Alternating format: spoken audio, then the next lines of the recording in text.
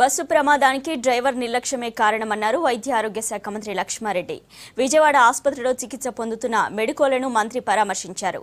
అవసరమైతే బాధితులను హైదరాబాద్ తరలించి మెరుగైన వైద్యం అందిస్తామంటున్న మంత్రి లక్ష్మారెడ్డితో మా ప్రతినిధి Murali face to face. Hyderabad Osmania కళాశాలకు చెందినటువంటి విద్యార్థులు ప్రయాణిస్తున్నటువంటి బస్సు రాత్రి 10 గంటల 15 నిమిషాల సమయంలో గొల్లపూడి సమావేశంలో ప్రమాదానికి గురైంది. ఈ ప్రమాదంలో 4 విద్యార్థులు అక్కడికక్కడే మృతి చెందగా మరొక 2 పరిస్థితి విషమంగా ఉంది. మిగిలిన వారిలో 20 మంది విద్యార్థుల వరకు కూడా గాయాలవడంతో వారందరినీ కూడా ఇక్కడ విజయవాడలో ఉన్నటువంటి ఆంధ్ర ఆసుపత్రిలోనూ చేర్పించడం జరిగింది. అయితే ప్రస్తుతం క్షతగాత్రులందరినీ కూడా తెలంగాణకు చెందినటువంటి మంత్రి లక్ష్మారెడ్డి గారు పరామర్శించి అక్కడ పరిస్థితులన్నీ కూడా చూసుకుని వారికి ఎటువంటి వైద్య సేవలు అందుతున్నాయి, ప్రమాదానికి గల సంఘటన వివరాలన్నీ కూడా ఆయన తెలుసుకోవడం జరిగింది. ప్రస్తుతం ఆయన మనతో ఉన్నారు. ఆయన మరిన్ని వారు తెలుసుకుందాం. సార్ చెప్పండి సార్, ప్రమాదం సంబంధించి మీరు ఇప్పటి వరకు పోలీసులతో కానీ మాట్లాడటం జరిగిందా, ఎందుకు జరిగిందని మీకు మీ దృష్టికి వచ్చిందా? మరి ఈ సంఘటన దురదృష్టకరం. మరి ఉస్మానియా మెడికల్ కాలేజ్ స్టూడెంట్స్ ప్రయాణిస్తున్న బస్సు చెట్టు గుద్దుకొని స్పాట్లో డ్రైవర్తో పాటు 4 స్టూడెంట్స్ చనిపోవడం జరిగింది. మిగతా 40 మెంబర్స్ ఇక్కడ హాస్పిటల్లో ఉన్నారు. దాంట్లో ఒక 6 మంది ఐసీయూలో ఉన్నారు. ఉన్న దాంట్లో ఒక 2 పరిస్థితి కొంచెం విషయంగా ఉంది. వారికి అవసరమైన అన్ని ట్రీట్మెంట్ జరుగుతూ ఉన్నాయి. మరి బస్సు యాక్సిడెంట్ సంఘటన అనేది రకరకాలు చెప్తా ఉన్నారు, స్టూడెంట్స్ చెప్తా ఉన్నారు. మరి బస్ డ్రైవర్ స్పీడ్గా నడిపిండని లేకుంటే తాగి ఉన్నాడని చెప్తా ఉన్నారు. దాని మీద పోలీసులు ఎంక్వైరీ చేస్తూ ఉన్నారు. దీనికి సంఘటనకు బాధ్యులైన వారి మీద ప్రభుత్వ పరంగా చర్యలు చెప్పడం జరుగుతుంది. ఇప్పటివరకు వచ్చిన పేరెంట్స్ చాలా తక్కువ మంది, 2-3 మాత్రమే మీడియా ద్వారా సమాచారం తెలిసి వచ్చామని చెప్తున్నారు.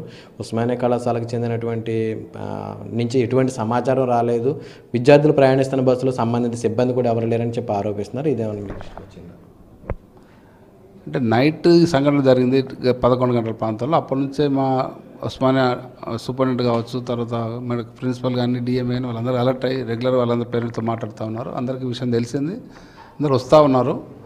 మరి తర్వాత ఇక్కడున్న మరి ఈ డెడ్ బాడీస్ అయితే చనిపోయిన వాళ్ళు ఉన్నారు, వారికి పిఎం అయితేనే వారి స్వస్థలాలకు మేమే చేర్చడం జరుగుతుంది. మా వెహికల్ అరేంజ్ చేస్తాం.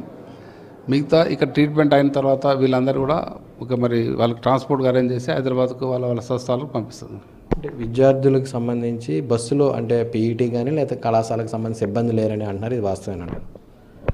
మరి దాని మీద ఆ బస్సులో అయితే పీఈటీ లేడని చెప్తా ఉన్నారు. మరి ఎందుకు లేడని దాని మీద ఎంక్వైరీ చేయడం జరుగుతుంది. ఇంకా ఈ ఆసుపత్రిలో చికిత్స పొందుతున్నటువంటి విద్యార్థుల పరిస్థితి ఎలా ఉంది, వైద్యులు ఏం చెప్తున్నారు?